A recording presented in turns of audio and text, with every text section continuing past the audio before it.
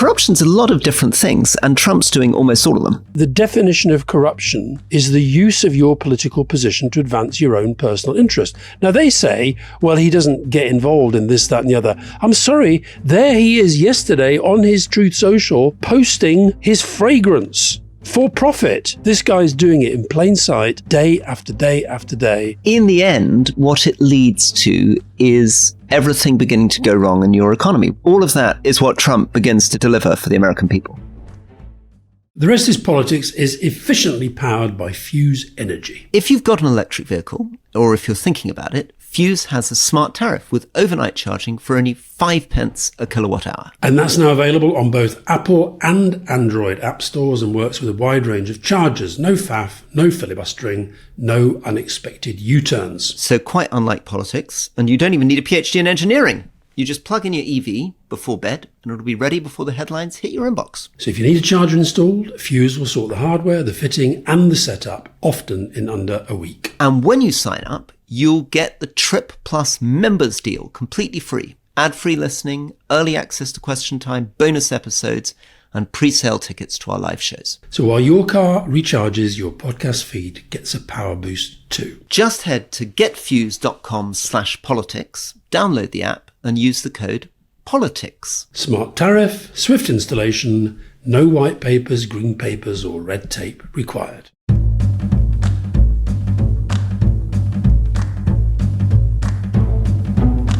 Welcome to The Rest is Politics with me, Alastair Campbell. And with me, Rory Stewart. So, just two subjects today. We're going to talk about corruption and the monetisation of the Trump presidency. And we're going to talk about Labour's first year in office. Rory, there's lots we can talk about in relation to Donald Trump, but I've been logging a lot of the stuff that relates to the money that he and his family are making. And it's off the scale. Well, I was talking to a constitutional lawyer at Harvard. And he said to me that the biggest, most unambiguous story is corruption. In a sense, the jury's out on quite a lot of the other democratic backsliding. You know, is he going to respect the courts? Isn't he? What's he going to do with the federal, local? But the one thing that's changed in a way that has taken us almost back to the 19th century is the old corruption with a capital O has come back into American politics. Do you mean a capital C? O and C, maybe old corruption. The old corruption was a big revolutionary symbol. And of course, it feels like 18th century British politics. I mean, it's the stuff we tried to clear up with the Victorians. But it's also a very, very, very modern version of it. So I was reading something the other day. His crypto earnings now are probably greater than his property earnings, which is pretty cool. And last night, Roy, just think of all the things that are going on in the world now, that the American president could go on to his money-making Truth Social post network and say, this is the one from last night. From the President of the United States, Trump fragrances are here. They're called Victory 4547 because they're all about winning, strength and success for men and women. Get yourself a bottle and don't forget to get one for your loved ones too. Enjoy, have fun, keep winning. And there's a link to the website and a picture. There you are. It's a slim-looking Donald Trump done in the form of an Oscar on top of the thing that you spray with his signature across the top. Now, you're laughing. We could all laugh at it. But can you imagine, not just any president in history, can you imagine any current world leader doing that? And then you've got Trump sneakers. You've got Trump watches. Well, it is pretty amazing because you're right. The reason we don't get any other current world leader doing it is that even in the poorest countries in the developing world, corruption has gone completely central to everything in politics. I mean, obviously, if you're a Nigerian politician, or if you're in China, or you're in Vietnam, or Cambodia, or in Indonesia, corruption is the number one thing you say about your politicians, and it's the number one thing that your president tries to pretend to be cracking down on. In fact, most of the electoral campaign, if you're running to be Nigerian president, is I'm going to eliminate corruption, right? So you can't, in those countries, go around blatantly taking, jets from other countries. You can't go around launching meme coins, NFTs, generating money in this kind of way. You have to try to do it secretly. Yeah. Trump's totally open style implies firstly that America oddly, he must sense that America doesn't really care about corruption, that his voters are not worried in the way that Nigerian voters are about corruption. Otherwise, he wouldn't be doing it so openly. Well, where you're right, he's definitely doing it absolutely openly. And that's what a lot of the Republicans, some of whom must feel very uncomfortable about this, their line of defense is, well, look, this is all out in the open. He's doing it all out in the open. But it's now reaching over into policy. So, for example, he is yet again on his Truth Social, where he, makes a lot of money out of that as well. He's been posting about Netanyahu's court case, his corruption case. And he's been saying that Netanyahu's a great guy and he's a war leader. Leave him alone, drop this case. It's like the witch hunt against me. There's a story today about Bukele in El Salvador wanting some of these gang members. He wants them sent back, not because he's, cares about their welfare or anything else, because he's worried about whether they would testify to some of this, maybe the connections there. So he's sort of linking up with other leaders that have got corruption issues outstanding against them as well. But Rory, just to go through some of it, you mentioned the Memecoin. Okay, a state-owned entity in the UAE has put in $2 billion into this thing. Into the Memecoin? Into the Memecoin. So they reckon they've made about $320 million in trading fees. They reckon Baron Trump, the young one, has earned up to 40 million because he's one of the founders. The other way they're making a lot of money is through legal settlements with the media, and also Jeff Bezos paying Milani $40 million to make a documentary on Amazon. Make a documentary on Amazon, which may or may not get aired. Can I just put in a small footnote on the Memecoin to remind people? So Javier Selgas, of one of the big shipping companies in Mexico, bought $20 million of Donald Trump's Memecoin with the money from his publicly listed company. Mm-hmm. And in his ruling with the Securities and Exchange Commission, which is the big US regulator, he stated that this was a good use of the money of a publicly listed company of shareholders because he knows that if he buys meme coins from Trump, they will then get a concession on the trading terms that they get with the United States, and therefore the company will be able to make money. So it's not even a secret. Mm. The thing there is that you get a statement to the SEC literally saying the quid pro quo is you buy these meme coins, and in return, we can be confident that our company will benefit. The same, we've talked about this in the past, you can also buy these things in order to get the Department of Justice to drop its investigations against you. So, well, I'll give you one. Justin Sun, who's a Chinese billionaire, who photographed recently wearing a $100,000 Donald Trump watch. He spent $75 million buying crypto tokens from this thing, World Liberty Financial, which is the thing that's set up by the Trump family and the Witkoffs, his sort of great special envoy doing Marco Rubio's job. 5 weeks after Trump became president, the SEC, that's the Securities and Exchange Commission, they dropped a civil fraud case against this guy. Now, could be entirely coincidental. Could be. However, I think it's fair to say that we're talking here about somebody who's not averse. We keep talking about him being a transactional leader. That's the sort of transaction that we're talking about. And then, to cap it all, you have Eric Trump, one of the sons, who's sort of he and Don Jr. doing a lot of the business for the family. He does an interview in the Financial Times at the weekend where he actually presents the family as victims.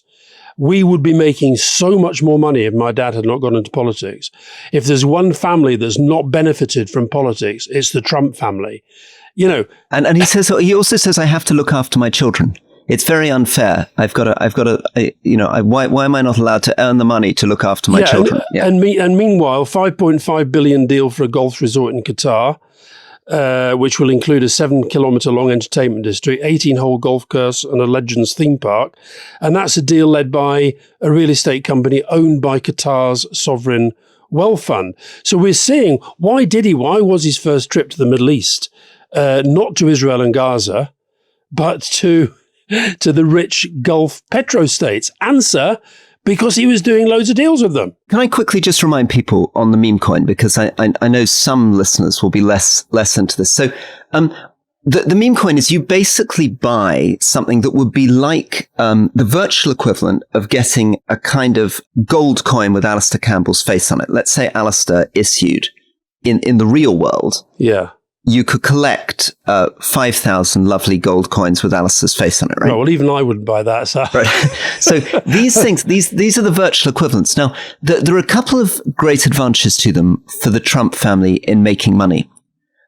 One of them is that they are classified under US law as collectibles rather than investments. So they completely escape normal scrutiny about pump and dump, conflicts of interest, mis-selling. So in the normal world, if I issued a product, let's say I was issuing, I don't know, an insurance policy, or I was telling you that I was going to build a monument and you were giving me money, a lot of law exists in the US to protect you as the investor, to stop me running a Ponzi scheme, to stop me effectively stealing all your money on false pretenses, doing nothing with it, and then running off with it, right? But once something's classified as a collectible, it escapes most of those rules. And of course, they make it even easier for themselves because they locate some of the jurisdictions outside the United States. So there are trading platforms located in China. The second thing that it gives you, which is really helpful for corruption, is you have a leaderboard with a transparent wallet, which lets you know who's bought the most of them. So you can know that the Chinese investor has bought, tens of millions of that. The top buyers get the Trump watch. That's part of the deal. And then they get invited to dinner in Mar-a-Lago if you've been a big donor. So it's a beautiful thing. And you as the Trump family get two advantages. Number one, you can pump and dump. So one of the things that happened is the prices massively spiked. Let's say the Alastair Campbell coin went up to $85 and then dropped down. But of course, what one assumes is that the Trump family sold at the top of the market. The price came tumbling down and everybody who bought lost. And the second thing is it's a beautiful way, totally unregulated, of I buy the Alastair Campbell coin and in return, I get access to Alastair Campbell and presumably the influence that Alastair Campbell can come to bring. But this is the President of the United States. This is not my friend Alastair. Yeah, but also, if you think about it, let's just assume, our friend Scaramucci says that Eric and Don Jr. are both dumb as rocks, but let's assume they're not. Let's actually say that they're really clever, they're really smart, and if they were in business and nobody knew who they were, they'd be really, really effective, okay? Even if you assume that, the truth is what they're doing all the time is trading on the marketing of one of the most famous names in the world, aka Trump. So when they're going and doing these projects that they're doing at the moment in Saudi, in Qatar, in the UAE, in Serbia, in India, in Oman, they're doing all these deals and they get through the door largely because their name is Trump. And I think the definition of corruption is the use of your political position to advance your own personal interest. Now, they say, well, he doesn't get involved in this, that, and the other. I'm sorry, there he is yesterday on his Truth Social posting his fragrance for profit. And he does it with Bibles, and he does it with, he's now got a new club. There's a new Trump club in Washington, $500,000 membership. Which his kids have set up with the Witkoff kids. This is another part of the story of the kind of nepotism and family connections here. I used to, I'm sure many of your friends and Jonathan Powell and others, as you get involved in international governance, particularly in the 90s and 2000s, we spent a lot of time traveling around the world talking about corruption because one of the big ideas was you needed to do governance reform. Yeah. A lot of development agencies differed and everyone involved. A lot of my meetings in Nigeria were on corruption, etc. We've forgotten, I think, in a way, what the theory of corruption is. And corruption's a lot of different things, and Trump's doing almost all of them. The first type of corruption is what's called embezzlement, where you take public money into your own pocket. And you can do that in different ways, right? You can do it by getting, as he did in the first administration, an enormous amount of public money spent on security for Trump properties. Or the second thing most recently is local state money goes into Trump-affiliated companies to do disaster relief work. Second sort of thing is foreign emoluments, where foreign governments give you money to your company, money to your kids, money to your a plane, and in return you do tariff stuff. Third thing is nepotism. That's a kind of different thing. That's about giving your friends and family jobs. So that's putting Jared Kushner or your daughter into jobs. That's putting your children's father-in-laws into jobs. A lot of this stuff is about children's father-in-laws. Fathers-in-law, Rory. I think we... Fathers-in-law. Then there's misuse of office. So he does a lot of that. So, for example, using the Department of Justice to target your opponents. There's obstruction of justice. So that's blocking oversight. And how does this all have a result? Well, why does it matter to Americans? Well, it matters to Americans because in the end, what it leads to is everything beginning to go wrong in your economy. Once you have an economy where you can bribe or influence or get access to the leader just with money, government resources begin to flow into inefficient projects where you've been bribed. Regulations begin to get dropped, so you begin to get rid of regulatory agencies. So there's more and more environmental damage done by these companies as they roll it out. The quality of public administration begins to decline because there's not much reason for civil servants to function. And you get into this incredible vicious cycle where, because you're paying the government to speed things up, the government has an incentive to slow things down. Waiting for the money to come in. So all of that is what Trump begins to deliver for the American people. And don't forget that one of the first things they did when they came in, part of the sort of Project 25 playbook, was to get rid of a lot of the investigators and the authorities that investigate corruption, and then to put somebody in the Department of Justice, Pam Bondi, who was just a basic cheerleader for MAGA. They will want us to laugh at the fragrances, to laugh at the sneakers, to laugh at the Bibles. But the fact is, there isn't that much transparency. But Forbes and Bloomberg, if you sort of follow the way they cover this stuff, they're talking about his wealth since he became president going up at roughly a rate of $1 billion a month. Now, tell me in which any other presidency, we've said before, Jimmy Carter, he got rid of his peanut farm. Hillary Clinton, do you remember Hillary Clinton made, I think it was $100,000 out of an investment that she made in something or other 12 years before Bill Clinton became president. And this was a massive scandal during the campaign. This guy's doing it in plain sight, day after day after day. My final question, Roy, is this. Do you think people never cared? Or do you think that Trump's people are just so dominant in the media ecospace and absolutely prepared to take him at face value with anything he says, and so much goes on that it just gets blown away? Do you think deep down people still do care? I think, of course, many people still care, but I think this is part of the bigger story that we're talking about the collapse of the normal, traditional liberal democratic values, because we had a story that we believed in very strongly for probably 150 years, which is that you would have a better government if you had all these other institutions.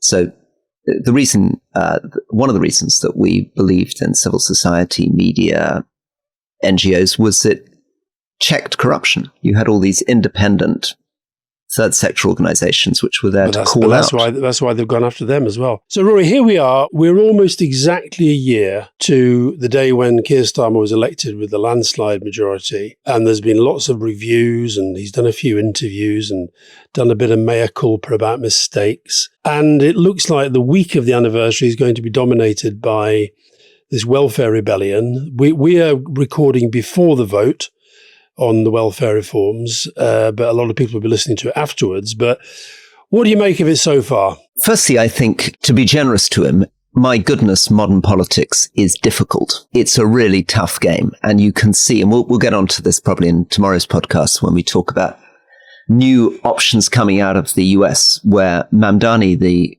potential candidate for New York mayor, shows a much more radical approach that people like Starmer could be looking at, including wealth taxes. So very, very difficult, I think, occupying the center ground, which is what he's trying to do. I think he basically comes across as a technocrat in a world in which people aren't looking for people to tinker around the edges, but they're looking for much more revolutionary change. And I think, and I'd love to come on to you with this, I think one of the problems is handling the modern Labour Party and what the Labour Party thinks about the world and how it views the world. So where do you want to start? Do you want to start on the kind of big picture of how he's done over the last 12 months, what's been happening the last few weeks, how this relates to positioning yourself in the world or the Labour Party? Where would you like to start? Okay, well, let's just start with a kind of overall analysis of how the year has gone and what the, if you like, looking back, what the story of this year has been. I think there are two stories. I think one has been, I'm afraid, the steady consolidation of the return of Nigel Farage to the centre of British politics. And I think that's a story partly about Labour, but more about the Conservatives. The Conservatives seem just to have imploded after the general election. And I think the story of Labour, you and I regularly, when we're out and about doing things, and I always do this with audiences, give them these three choices. Has the government performed as you expected, better or worse than you expected? And I would say that there's still goodwill, but I think disappointment is the word that keeps coming up. People just a bit disappointed. Not sort of, some people are furious, but not the sort of fury that there was with the Conservatives towards the end. But I think disappointment that a government that's come in with such a majority, with such a mandate for change, has just left people feeling a bit underwhelmed. And the point about the modern Labour Party, I don't sense that this is a party or a government at ease with itself. And I don't think that's necessarily because of any great ideological divides either. I think by and large, those MPs who were elected were quite happy about the programme on which they were elected. But I think they feel, one, that they're not listened to. And of course, every MP thinks they should be listened to. I don't think there's ever been a Downing Street that hasn't had MPs from the party of government saying they don't care about us, they just think we're lobby fodder. But I think we weren't great at it at the start, but we got a lot better as time went on. You do have to listen to MPs. This welfare rebellion was a long time in the brewing. You've been hearing from people, I've been hearing from people. And I think that there's a great quote from George W. Bush. He said that when he arrived at the White House, he thought politics was all about policy. And when he left, he realized it was all about relationships. And I don't think they're good at working the many, many, many relationships that you have to work at.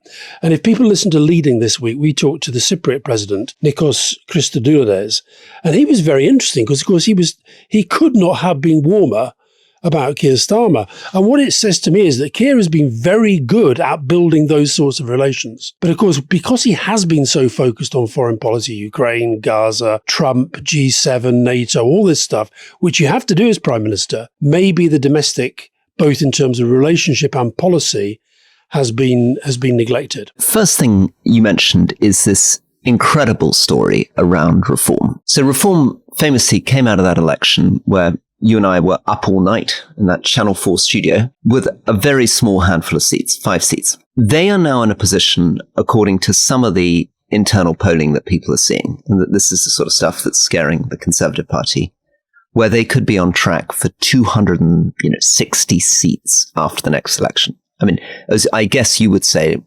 believe it when we see it. But one of the things that happens in a first past the post system is when you get a critical mass of votes, you can actually flip the system in your direction. So the Tories could end up with 40 or 50 seats and Reform with 265. And Labour probably with fewer seats than Reform, but may be able to cobble together a coalition with Lib Dems, Greens, SNP, in which case suddenly British politics much more like European, putting together these coalitions to keep out the far right. Second thing, this point about what the problem is. Well, there's one problem, you're absolutely right, which is relationships. And the second problem, I guess, is whether we call it narrative or story or ideology, or what's the big idea coming out of this government? What does it really stand for? And let's get on to that in a second. Just my pennyworth on relationships. I spent an hour on the phone with a friend of mine who's a Labour MP who's still in the House of Commons on Sunday. And they were really interesting for me because part of it was a story that would have been familiar for Conservative MPs talking about David Cameron. It's a story that I remember when I first entered the House of Commons. This leadership is out of touch. They don't really understand what it's like on the street. Still quite a lot of residual anger about the way in which Keir Starmer brought in bright young things from the centre and pushed aside long-standing Labour activists in constituencies and really annoyed local parties. And I guess some of that may be about some of the children of your friends, maybe some of these sort of glamorous, this phrase, red princes. Some of the people that were brought in the last few weeks, the general sense that long-standing Labour activists have been displaced for bright young things. Gaza, of course, which we've talked about. Remember, before the election, Keir Starmer gave an interview in which he appeared to say that blocking food from Gaza was in accordance with international law, and then a few days later clarified and said that wasn't what he meant. But the MP I was talking to said there's something wrong there. They got in touch with the whips within minutes of Starmer's interviews. And within a few hours, there were many, many of them saying, you're going to have to clarify what you were saying here. And it took nearly a week for him to really come out and clarify. So there's that stuff. And then I think the final thing is a general sense, and this is what I want to come back to you on. And I've been talking to a number of former Tory colleagues, Daniel Finkelstein, Matthew Parris. I've also been talking to Tom McTague, who's just taken over as the new editor of the New Statesman. One of the points is just, this is Labour.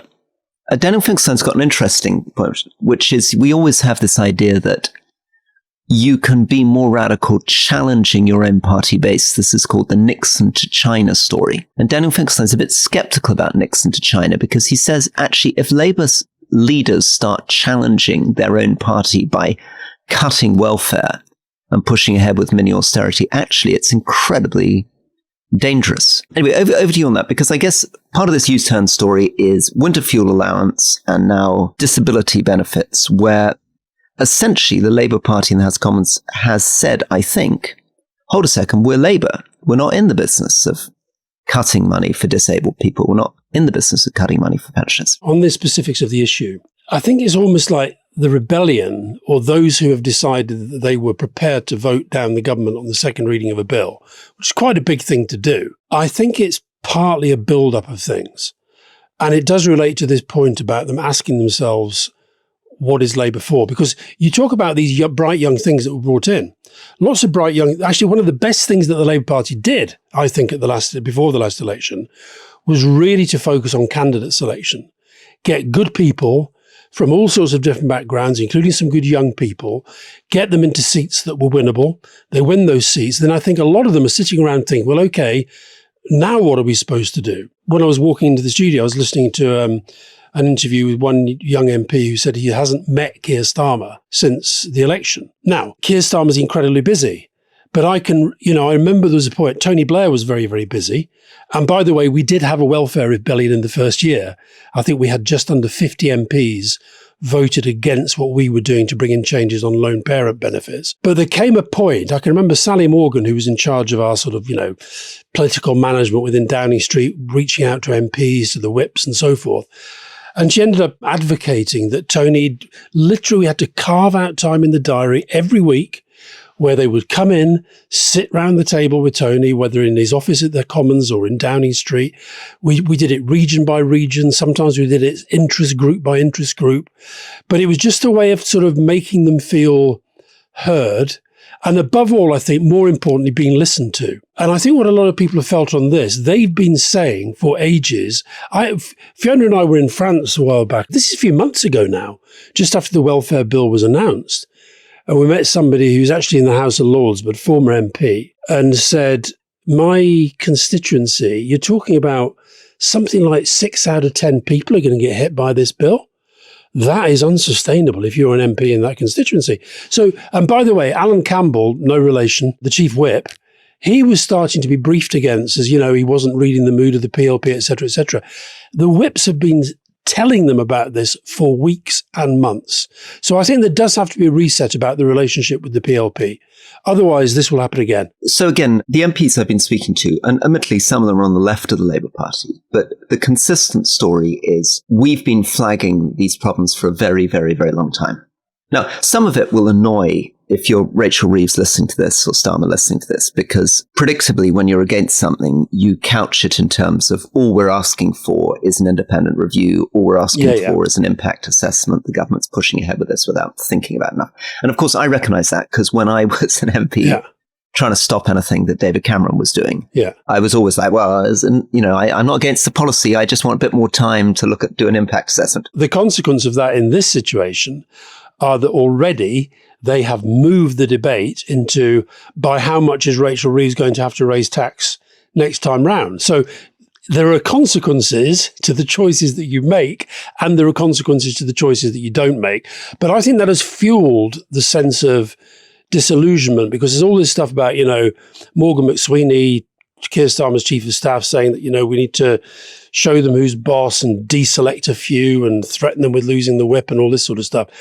And once you have MPs saying, I'm not really buying that anymore, then psychologically within the PLP, you have a bit of a problem. Just to remind people, in the early stage of the government, Keir Starmer was very, very radical with stripping people of the whip, including people like, Jeremy Corbyn famously expelled from the party, but then rebels over the two-child benefit had the whip suspended. John McDonnell, people like that. And at the time, I thought, whoa, this is quite extreme, because in fact, Cameron didn't strip the whip off people for those kinds of things. When people rebelled over Brexit, for example, in the early years, they were still allowed to remain in the party. But it's now changed to a policy which is quite dramatically in the other direction, of a sense that there are these continual U-turns. And I was trying to think about what Tony Blair would have done, or what Margaret Thatcher would have done, or what John Major would have done in these kinds of situations. Major, oddly, would have made a real business of it, probably mistakenly. So over Maastricht and this kind of things, Major would try to make all these votes a vote of confidence in his leadership, and eventually triggered an entire leadership battle to try to reassert authority. So probably Starmer is correct in saying that U-turning on this is the lesser evil compared to turning the whole thing into an existential crisis. But it does mean that the story that we got in the run-up to the election, which was the Starmerism, insofar as there is Starmerism, or Rachel Reevesism, is a very kind of fiscally cautious, let's keep taxes down, let's not borrow too much, let's cut public spending, is now running against the reality of what the heart and soul of the Labour Party is. And the heart and soul of the Labour Party is about social justice. And I don't think any Labour leader has actually tried. I think we underestimated how radical what Reeves and Starmer were trying to do was, because we gently thought, well, it's a bit like Blairite centrism, but it isn't really, because when you came in, partly the public finances were in a different state. So actually, in the end, Gordon Brown was able to increase NHS spending by, 40% over time. Yes, you controlled public spending, but you weren't actually going for this kind of swinging welfare cuts.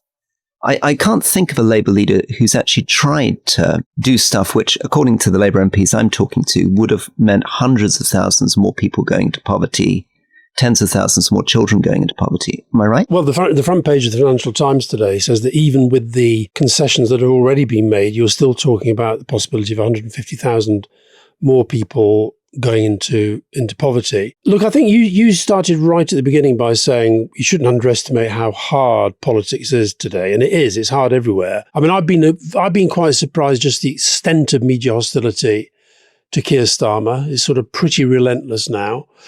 And so they're operating in a very, very difficult environment. In those circumstances, I think that, I'll quote another American president, Bill Clinton. He said, anything that goes wrong in your politics or your life is a teachable moment. So the question is, this is clearly something that's gone wrong. The handling of this bill, the content and the handling of the bill have gone wrong. And there's a danger, by the way, that it continues to go wrong, because the latest argument that, will be played out in the Commons today, Tuesday, is that there is a kind of a timing issue between consultation and implementation. In other words, implementation is going to come before proper full consultation with disabled people and the groups that represent them.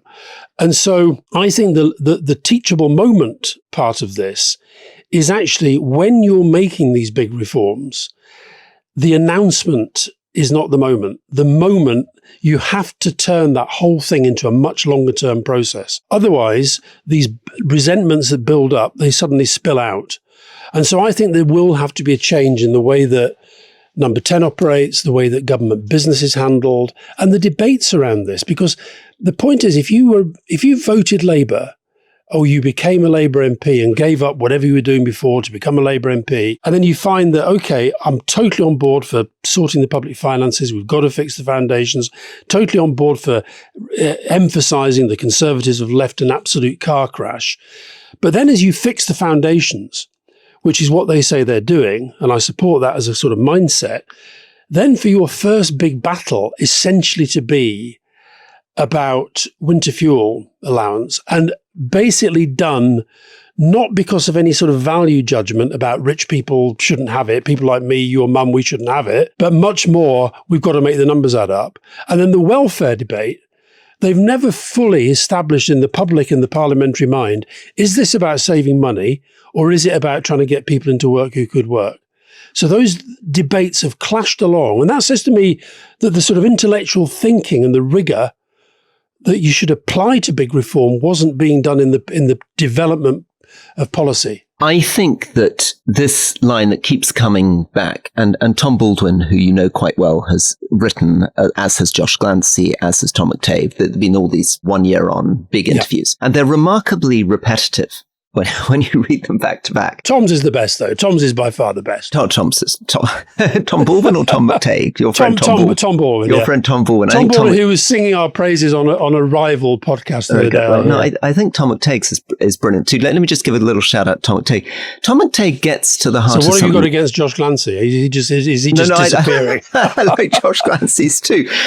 Listen, on the repetitive thing, it's interesting. You can see that all of them have been promised. And it's an interesting question that three major things, the Observer, the Financial Times, the New Statesman, have all been promised these 1 year on big story. And they've been given a lot of access. And Starmer keeps coming back to certain central themes. The death of his brother, the firebombing against his house, the trip to Ukraine. And he keeps apologizing. I got this wrong. I got that wrong. This has been a teachable moment. I shouldn't have done this. He wants to emphasize in all of them that his speech about immigration, where he used this phrase about a nation of strangers. Island of strangers, yeah. Yeah, that he regretted it and he didn't really realize what he was doing and he'd done it because he was stressed at work. But one of the things that Tom McTague gets to, which I thought was really interesting, is that he says to Starmer after spending a long time with him, essentially, I think the deal is that Tom comes in, he says, I've just become the editor of the New Statesman. You've been in a year. This is your big chance to lay out what your big vision is. You keep saying people don't understand your policy. Let's really pin this down. Let's make this a story. This is what Starmer's about. And he tries and tries and tries. And at the end of the interview, he says, listen, I don't know whether I'm missing something, but I'm getting the impression that you basically don't think there's anything fundamentally wrong with the country.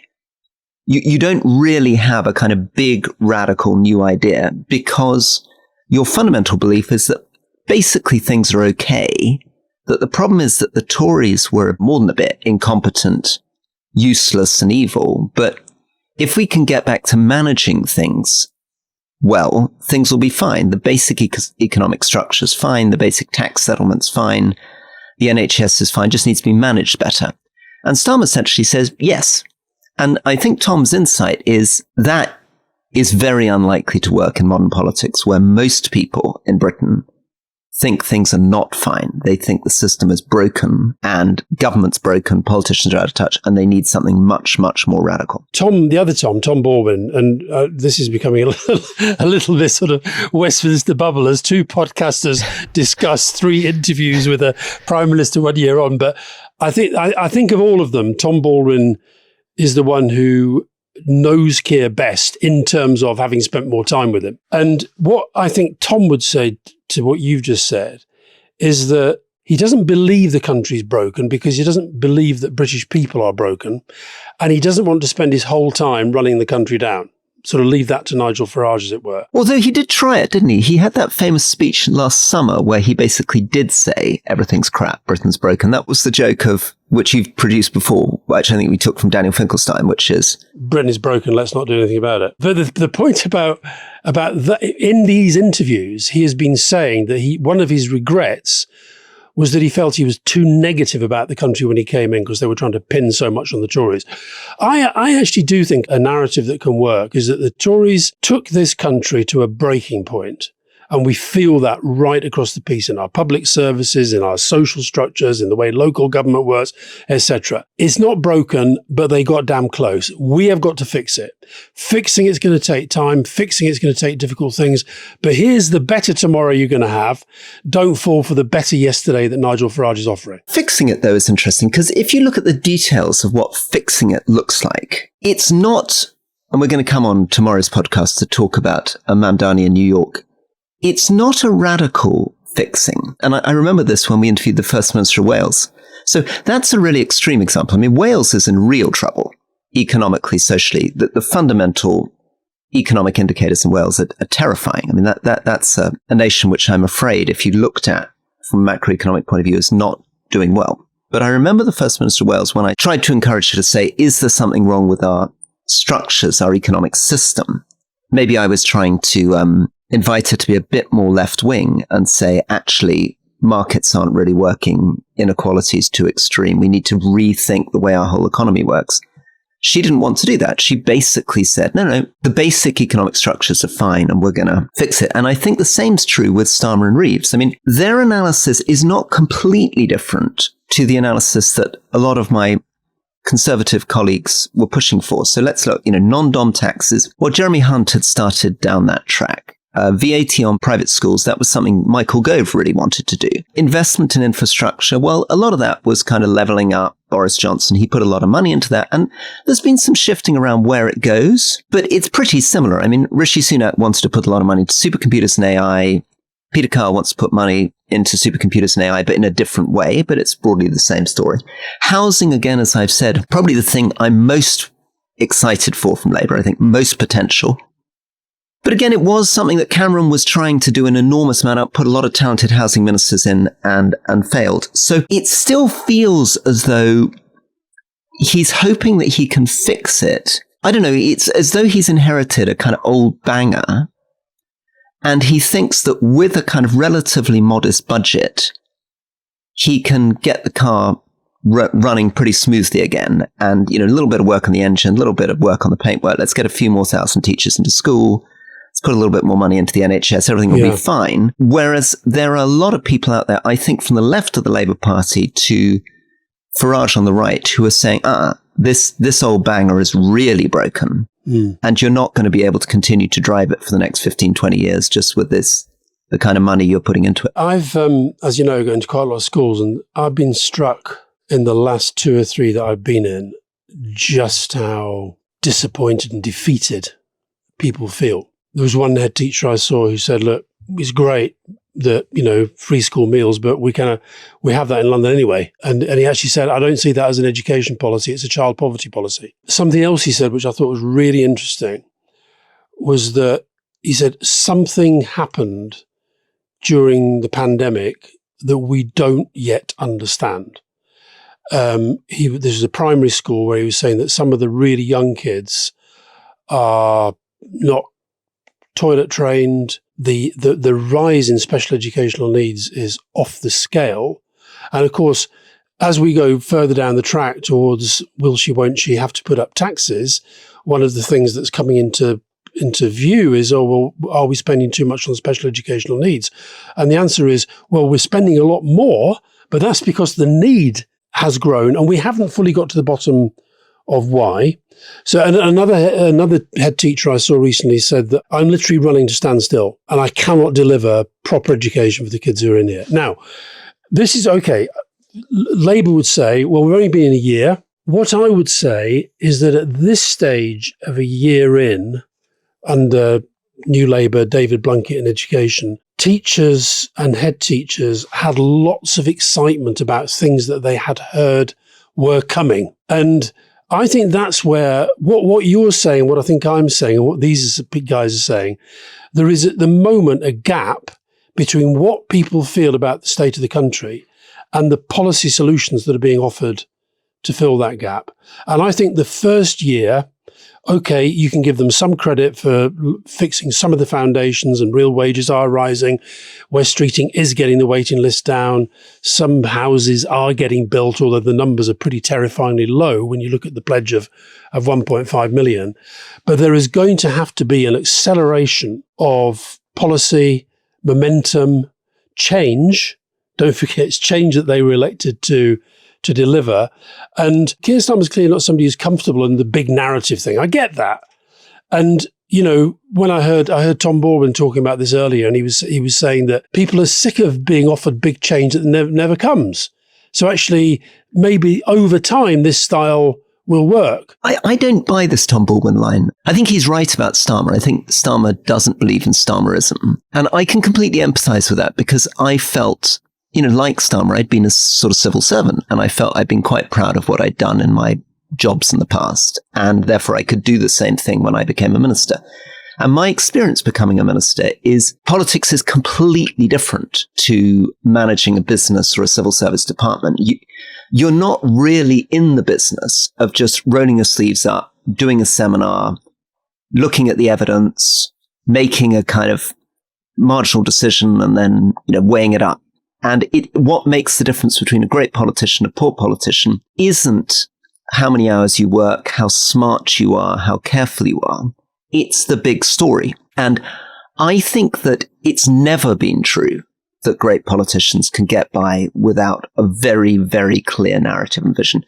And it's even more true today in the world of social media, in this modern world. That's impossible. It just doesn't work. And I don't know what Tom Baldwin's political experience is, that he somehow thinks this is okay. I mean, it's fine as a way of expressing Starmer. It's fine as a way. I mean, I remember when I was running to be Prime Minister trying to say to my team, I'm very suspicious of big ideas. I'm very suspicious of slogans. I just want to roll my sleeves up and get things done. I just want to make things work better. Basically, you could sense they were thinking, this doesn't quite work. And of course, now looking back on it, I realized that the only things I really managed to achieve were much bigger, bolder, you know, I'm going to resign in prisons unless violence comes down. I'm going to double the climate spending in DFID. And so I don't quite get the Baldwin. I can't quite believe it. It doesn't seem to me that it can work, this there's no Starmerism. I don't believe in big ideas. Well, it worked for Albanese, similar sort of approach. I think the other thing that Tom's doing is taking the experience of Keir Starmer as leader of the opposition. Don't forget, he was written off as leader of the opposition at several points. Yeah. And basically saying he keeps being written off, people underestimate him, and that plays to his advantage over time. Where I think it is different is that government is so much harder and so much more complicated. You know, maybe we just sort of wrap up on by sort of reflecting on what they can do better in the second year. Because believe me, I was talking to one of the key strategy people recently, and he said, well, we've got time. You guys keep going on about, you know, you're going to run out. But the fact is you don't have that much time. A year has gone, and there is still, I always talk about three currencies in politics. You've got the economic stuff. The value of your pound goes up and down. The strength of your economy goes up and down. But the other two currencies that really matter are reputation and goodwill. You need goodwill for when you have these really tough times. So what they've found is that actually they've drained, within the PLP, the Parliamentary Labour Party, they've drained quite a lot of the goodwill currency. And because they haven't delivered a lot of, like, for example, getting the welfare bill through without this kerfuffle and this massive debate and rebellion, that has drained their reputation for competence. So that is their reputation. So those currencies have to be you have to redevelop them. You have to win back the goodwill. You have to win back the reputation. And then you have to keep going on with the difficult decisions you've got to make. And I think the one Labour MP I was talking to, who, not one of the new ones, but somebody who probably is in that category that feels a little bit ignored and overlooked. She said that, look, you know, when you guys were in charge, right, we moaned a lot. We did moan a lot, but we sort of felt you guys knew what you were doing most of the time. And that gave us, and also we knew that you were at least reaching out, and you might be reaching out. I mean, I heard Diane Abbott being interviewed on the radio the other day, and Diane Abbott, who's probably leveled more criticism my and Tony's way than most, but she did make that point. She said, "Look, Tony, I disagree with so much of what they did, but the phone was always there. They were always willing to talk to us and so forth." So I think there's got to be that reset in relationships. And then with the public, I'll keep saying this to Keir when I see him, and I'll keep saying it publicly as well. I think this idea that a narrative is somehow spin, a narrative is the means by which you exercise leadership to people who are not listening all the time. I've always believed in your view there, because narrative is leadership. Narrative is telling the entire civil service what the big idea is. I remember Margaret Thatcher's ministers saying the great power of the narrative is that it allows delegation. It meant that every one of her ministers could answer the question, what would Margaret Thatcher be doing? And all the civil servants understood what was supposed to be happening. Two final things from me. I think the Labour Party isn't acknowledging that right at the centre of our problems is that our government structures are broken. My 10 years was all about learning how this parliament, this electoral system, this party system, this ministerial governmental system is really broken and just doesn't work and needs very, very fundamental constitutional reform. And the second thing is my experience from Cumbria, which was that many of my constituents were bewildered by the fact that they were told that the country was getting ever wealthier, but that they couldn't keep things that they'd taken for granted in the 1940s and 50s. So if the country's getting wealthier, why do we have to lose our community hospital? Why are we losing our fire station? Why are we losing our police station? Much of my life as a constituency MP was demonstrating to try to keep things. I was endlessly out fighting to save things all the time. And so the experience, particularly in Northern England, is this government, it's not that things are remaining the same. It feels as though things are getting worse. Some thought needs to go from the government's point of view on what's going on there. Why do farmers feel their lives are getting worse? Why do teachers feel they're close to breaking point? Why do communities feel so angry and ignored? And I don't think I'm getting from the government an analysis of that problem or a solution. So final point, Rory, marks out of 10 on the 5 missions. Growth. Well, it's fine, but pretty anemic. I mean, it's all about, other countries are doing really rubbish, so maybe we're doing this right, but it's certainly not enough growth to generate anything. Okay. Health? Just came out of a hospital talking to you, and I thought it, as many of the old strengths and weaknesses of the NHS, I think the problem there is going to be productivity. We've put a lot more doctors in. We're not yet seeing the results in terms of patient outcomes. Crime?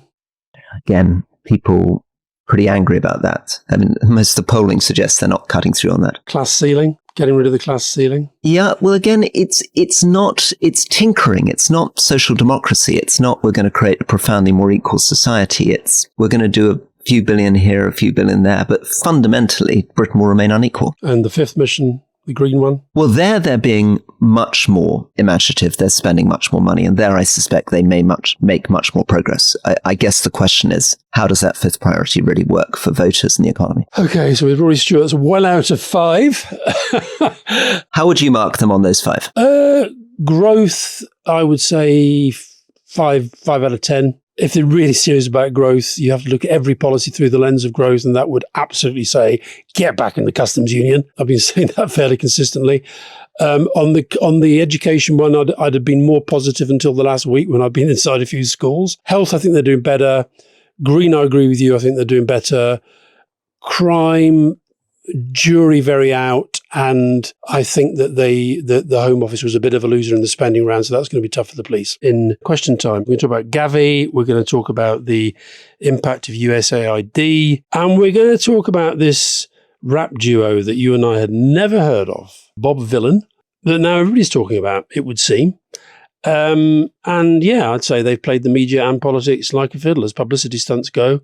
And 2 other big stories that we're going to cover tomorrow are going to be the new candidate for the New York mayor, Mamdani, and what's been happening in Rwanda and Congo with the peace deal. See you Thank you very much indeed. Take care, bye.